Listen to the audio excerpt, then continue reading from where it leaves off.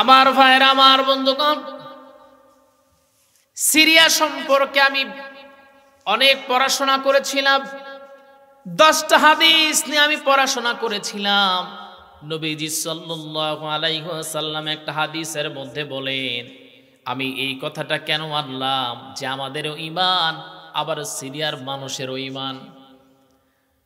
আমার ভাইয়েরা, আমার বন্ধুগণ,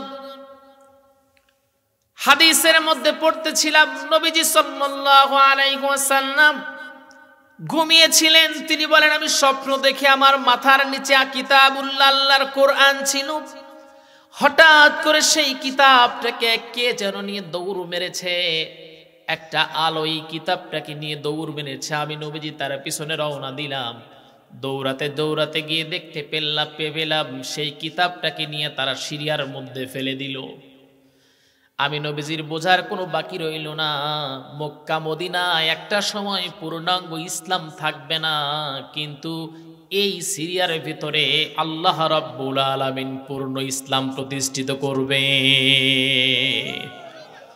আপনারা জানেন কিনা জানি না, অবাক হয়ে যাবেন। নবীজি সাল্লাল্লাহু আলাইহি ওয়াসাল্লাম বলেন, তো যখন সিরিয়ার মানুষগুলো ইসলাম বিমুখতায় চলে যাবে, তখন মনে করবা এই দুনিয়াতে ইসলাম বলে আর কিছু নাই,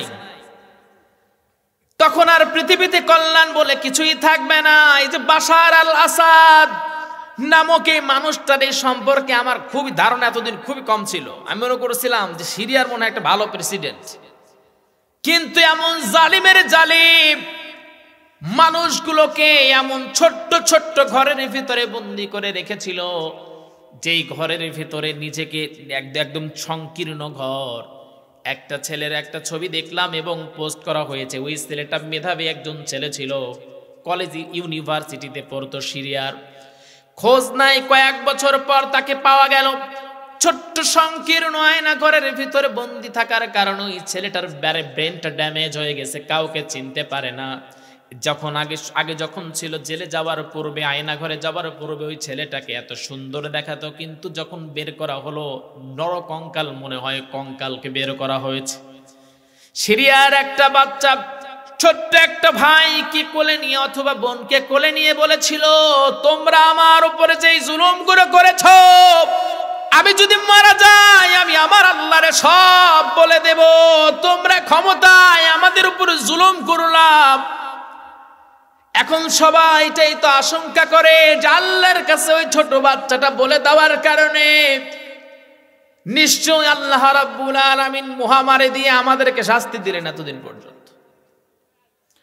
আমার ভাইরা, আমার বন্ধুগণ, সিরিয়ার মানুষেরা এতটা বছর মার খেল বাশার আল আসাদ ক্ষমতায় থাকার জন্য। এই মানুষগুলোকে নির্দয়ভাবে তাদেরকে জেলের ভিতরে বন্দী করেছে। এবং গতকাল একটা নিউজ দেখে অবাক হয়ে গেলাম, যত মহিলাদেরকে বন্দী করেছে তত মহিলাদেরকে সেনাবাহিনী দিয়ে ধর্ষণ করিয়েছে বাশার আল আসাদ। এমনও কিছু ছোট ছোট বাচ্চা তার মায়ের সঙ্গে জেলখানা থেকে বের হয়ে এসেছে, যেইগুলো হলো ওই দেশের সেনাবাহিনীর জন্মের ফসল, মানে অবৈধ কাজ করার ফসল, ছোট ছোট বাচ্চা। আমার ভাইয়ের, আমার বন্ধুগণ, চোখের পানি ফেলে ফেলে আল্লাহর কাছে কান্না করেছে। মনে রাখবেন, আল্লাহ রাব্বুল আলামিন জালিমকে কখনো ক্ষমা করেন না। আল্লাহ রাব্বুল আলামিন মাজলুমের দোয়াকে কবুল করেন। আল্লাহ পাক বলেন, ইন্নামা ইউআখিরুহুম লিয়াউমিন তাশখাসু ফীহিল আবসার। আল্লাহ রাব্বুল আলামিন বলেন, এই পূর্ণাঙ্গ আয়াতের ভিতরে আল্লাহ পাক বলেন, জালিমরা মনে করে আমরা যে জুলুম করি এইটা কেউ দেখে না, কিন্তু আল্লাহ পাক বলেন আমি সব দেখি, সব জানি, সব অবলোকন করি। লিয়াউমিন তাশখাসু ফীহিল আবসার, তোমাদেরকে সেই দিন পর্যন্ত আমি ছেড়ে দিয়েছি। ইয়াউমা ইয়াফিরুল মারউ মিন আখি ওয়া উম্মিহি ওয়া আবি ওয়া সাহিবাতিহি ওয়া বানি, সেই দিন পর্যন্ত ছেড়ে দিয়েছি যেই দিন চোখগুলো তোমার উল্টে যাবে। কোন দিন? যেদিন ভাই ভয়ে ভাইকে চিনবে না। ইয়াউমা ইয়াফিরুল মারউ মিন আখি, ভাই ভাইকে চিনবে না। ওয়া উম্মিহি ওয়া আবি, মা চিনবে না, বাবা চিনবে না। সেই দিন কোন দিন বলেন তো? কিয়ামতের দিন আল্লাহ পাক তোমাদেরকে ধরবেন, পাকড়াও করবেন। বন্ধুগণ, সাহাবীদের ঈমান দীপ্ত জীবনের ভিতরে যতই পড়েছি অবাক হয়েছি, ঈমান আনার কারণে কি পরিমাণে জুলুম করা হয়েছে, নির্যাতন করা হয়েছে। এই কিতাবের কাছে সংস্পর্শে যখনই এসেছে তারা ছিল কাফের মুশরিক, কিন্তু কিতাবের যখন সংস্পর্শে যখনই তারা এসেছে তখন তারা সোনার মানুষে রূপান্তরিত হয়ে গেছে। এই কথাটা হলো আল্লাহর। আল্লাহ পাক বলেন, কিতাবুন আনজালনাহু ইলাইকা লিতুখরিজান নাসা মিনাজ যুলুমাতি ইলান নূর। আল্লাহ পাক বলেন, হে রাসূল, এই কিতাবটা আমি আপনাকে এমনি এমনি দেই নাই। এই কিতাবটা দেওয়ার উদ্দেশ্য হলো আপনার অন্ধকারে থাকা নিমজ্জিত মানুষগুলোকে যাতে আপনি আলোর রাস্তা দেখাতে পারেন, সেই জন্য আমি আল্লাহ পাক এই কিতাবটা নাজিল করেছি। আমার ভাইরা, আমার বন্ধুগণ, খলিফাতুল মুসলিমিন, যিনি ইসলামের দ্বিতীয় খলিফা, হযরত ওমর রাদিয়াল্লাহু তাআলা আনহুর জীবনের দিকে যদি তাকানো যায়, আপনারা অনেকেই জানেন। আচ্ছা, ওই মানুষটা কি ডাকাত ছিল? কি পরিমাণে ডাকাত হলে একজন মানুষ নবীজির হত্যা করতে চায়? হযরত ওমর রাদিয়াল্লাহু তাআলা আনহু ইসলামের জন্য কবুলের পূর্বে আল্লাহ রাব্বুল আলামিন যখন কবুল করে নাই, ওমর রাদিয়াল্লাহু তাআলা আনহু 100 লাল উটের পুরস্কারের জন্য, 100 লাল উট মানে কি জানেন? এখনকার একটা বিএমডব্লিউ গাড়ি, একটা বিএমডব্লিউ গাড়ির দাম কত বলেন তো? কমপক্ষে প্রায় 1 কোটির কাছাকাছি। অথবা এরকম একটা দামি গাড়ি যেগুলো প্রায় কোটি টাকার উপরে, এইরকম একটা পুরস্কারের জন্য, লোভনীয় পুরস্কারের জন্য হযরত ওমর ডেকে বললেন, দারুন নদওয়ায় বসে বললেন, মুহাম্মাদের কল্লাটা যদি নিয়ে আসতে পারি তাহলে কি দিবা? সবাই বললে 100 লাল উট দিব। ওমর, খাত্তাবের ছেলে ওমর, শুনে রাখো, তুমি ছাড়া এই কাজ করার কেউ নাই। তুমি করতে পারবা, আর কেউ করতে পারবা না, এই সাহস আর কারো নাই। হযরত ওমর রওনা দিয়েছেন। হযরত ওমর রাদিয়াল্লাহু তাআলা আনহু যখন রওনা তিনি দিয়ে দিলেন, নবীজিকে হত্যা করবেন, বিশাল একটা ছুরি নিয়ে, তরবারি নিয়ে রওনা দিলেন। টার্গেট হলো রাতের বেলায় তিনি বিষ মাখালেন, আর চিন্তা করলেন একটা কোপ যদি মারতে পারি সেখান থেকে তো আলাদা হয়ে যাবে, যদি কোনো ক্ষতি না হয় সেখান থেকে তার পচন ধরে তারা দেহটাকে নষ্ট করে দিবেন এই বিষ।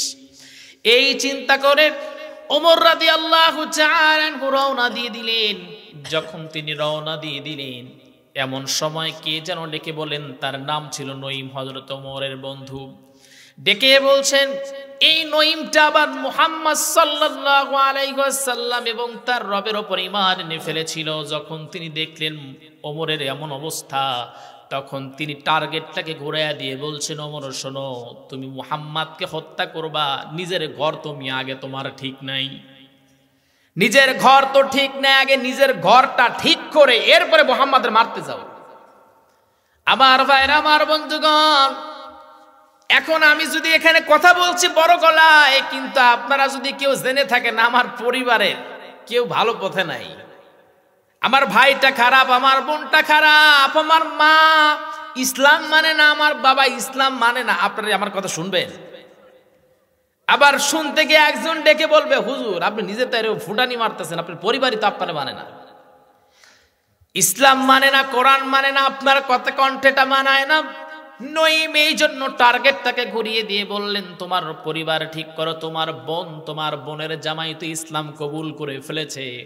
হযরত ওমর চিন্তা করলেন, এই পরিমাণ যতটুকু রাগ ছিল তার চেয়ে বেশি রাগ হয়ে গেল। মানে এতটুকু বলার উদ্দেশ্য হলো, মিয়া ওমর, মুহাম্মদ রে মারতে যাবা, নিজের ঘর তো ঠিক করো নাই।